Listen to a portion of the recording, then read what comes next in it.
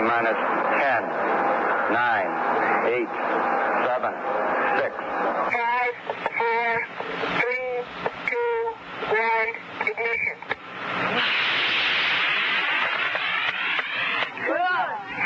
Man, that was a neat one. Across the desert and out of the past comes Dr. Robert Hutchings Goddard, father of the space age, the man who launched the world's first liquid propellant rocket on March 16, 1926, at Auburn, Massachusetts. In these exclusive motion pictures, you will follow a Goddard countdown, step by step, at history's first launching pad. On this 1930 rocket range in New Mexico, Dr. Goddard is pioneering procedures and systems that will be studied and copied by all who follow in his giant steps. For he, and he alone, is commanding general of this launching site. He is in charge of range safety, data reduction, telemetry, everything.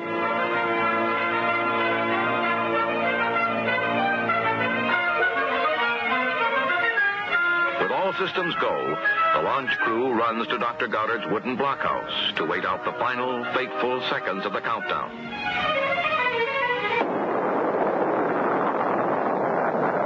The 11-foot rocket snakes to a height of 2,000 feet, reaches a speed of 500 miles an hour, and then starts back to Earth, signaling the end of its historic flight with the first of many mushroom clouds to rise over the New Mexico desert.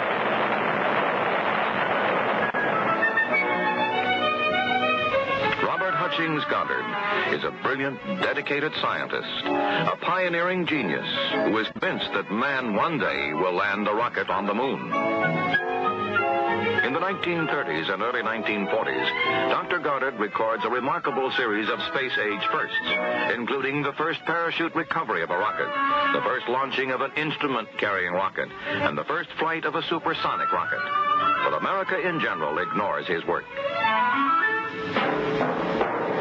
Nazi Germany and other power-hungry countries do not.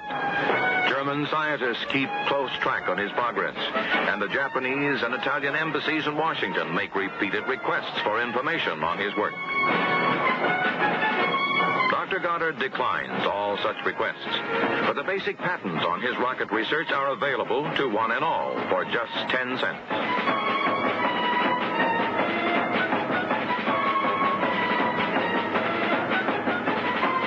When in 1944, the first German V-2 rocket rumbles skyward, it is laid out from nose to tail in exactly the same way as Dr. Goddard's New Mexico rockets.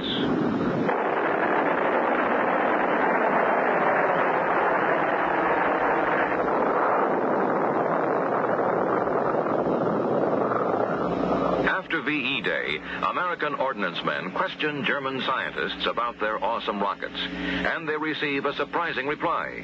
Why do you ask us these questions, they say. Why don't you ask your own Dr. Goddard?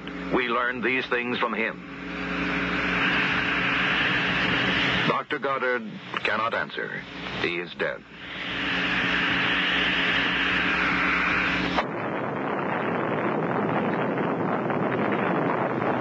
Robert Hutchings Goddard's contribution to rocketry does not end with his death.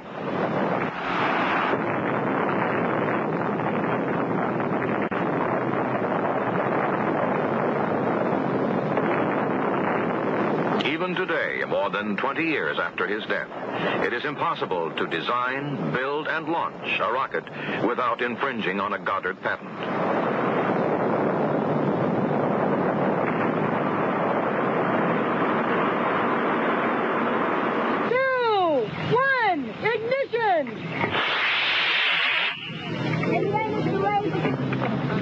Robert Hutchings Goddard's love of science lives on, too, in the growing number of model rocket societies that are springing up all across the United States.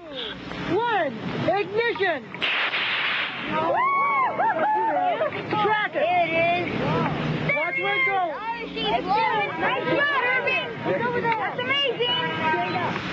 The West Covina Model Rocket Society, organized by the Recreation and Park Department of West Covina, California, is typical of this increasing interest among teenage missile men. 1, ignition! Conducted under strict adult supervision, the Society emphasizes safety, education, and recreation through model rocketry. Go, Penny! Go, Larry! On the road, go! Live passengers, including a wide variety of bugs and insects, ride the miniature missiles. Each rocket is required to have a recovery device.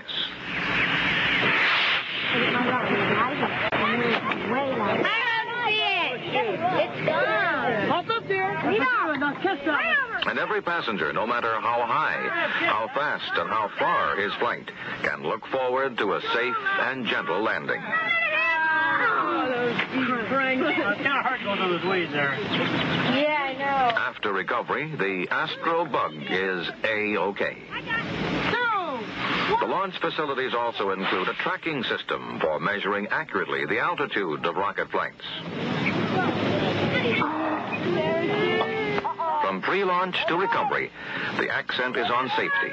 Golfer. It's going to be a golfer. Organized in 1967, the West Covina Model Rocket Society has grown from 7 to more than 200 members. The model rockets are constructed of balsa wood, thin cardboard tubing, unbreakable plastic, white glue, and bright paint. They range in size from 4 to 48 inches, and in weight from 1 to 16 ounces. All are relatively inexpensive to buy and reasonably simple to build.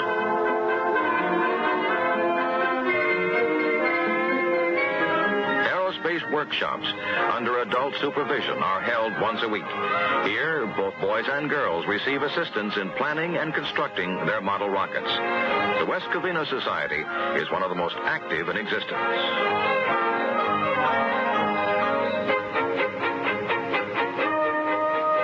Among the many facilities at the clubhouse is a hand-powered wind tunnel that is used to test the aerodynamics of the model rockets. Firsthand, in ways that they can see and understand, the members come to know many of the scientific principles involved in rocket flights.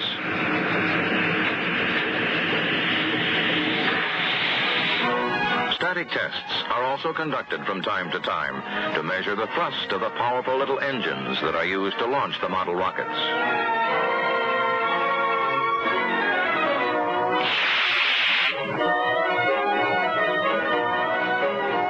A graph records the seconds before, during, and after the firing of the 2-ounce propellant. The sudden variation indicates the moment of ignition.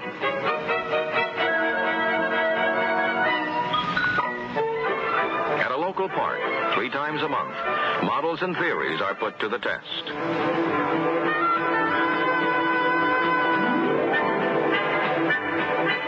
In the first year, 1,500 launchings are made without a single mishap.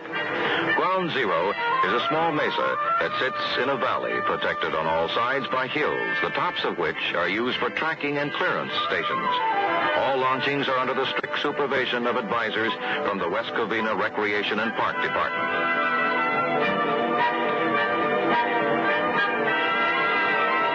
Club membership includes boys and girls ranging in age from 9 to 17. Before the launchings begin, the advisor divides them into 2 groups. While one group launches its rockets, the other group mans the tracking, recovery, and data reduction stations. Later, they change places. Safety comes first, last, and always on the rocket range. Restricted area signs mark the launch site. All models are propelled by a commercially manufactured rocket engine consisting of a solid propellant, a time delay powder to allow for coasting, and an ejection charge to deploy the parachute recovery system. In their flights, the club members shoot for a number of records, including altitude, duration, and spot landing for single and multiple stage rockets. All models are launched electrically from a distance of 15 to 20 feet and have the capability, depending on the size and weight of the vehicle, of reaching a speed of 600 miles an hour and an altitude of 2,000 feet.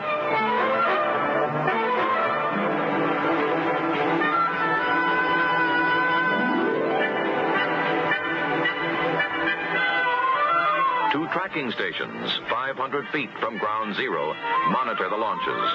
The flight time and angle of ascent are recorded and used to plot the peak altitude of each launch. We're armed and counting. 5, 4, 3, 2, 1. Ignition.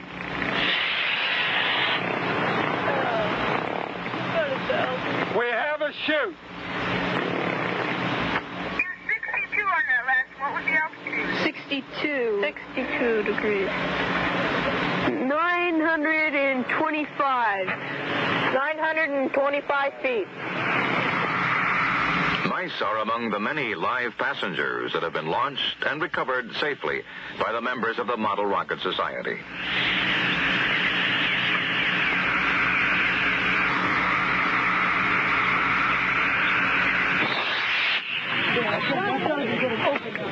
Good. Lead it, and catch it. Beautiful.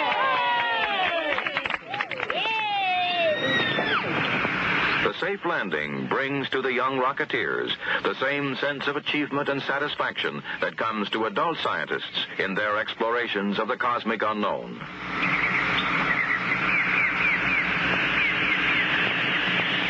Mouse recovered. Mission accomplished. Models and launchings copy many of America's defense missiles. Here, a rocket is placed into a silo to simulate the underground firing of a Minuteman missile. This launching is photographed in slow motion, and the action is 1/10 its normal speed. 2, 1, ignition!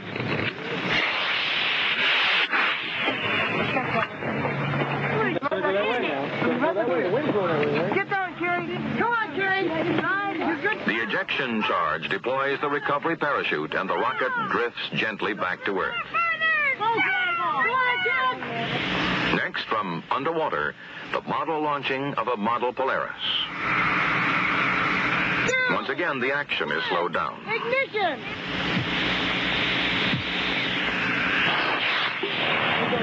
Perfect. Out of sight.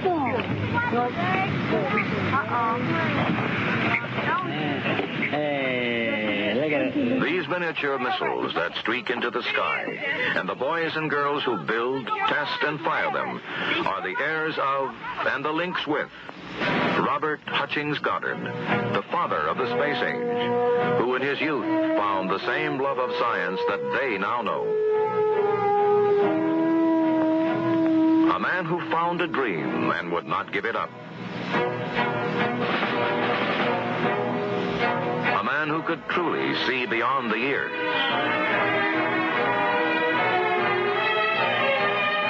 For Robert Hutchings Goddard was the man who first awakened the powerful giant that slumbered in the liquid propellant rocket.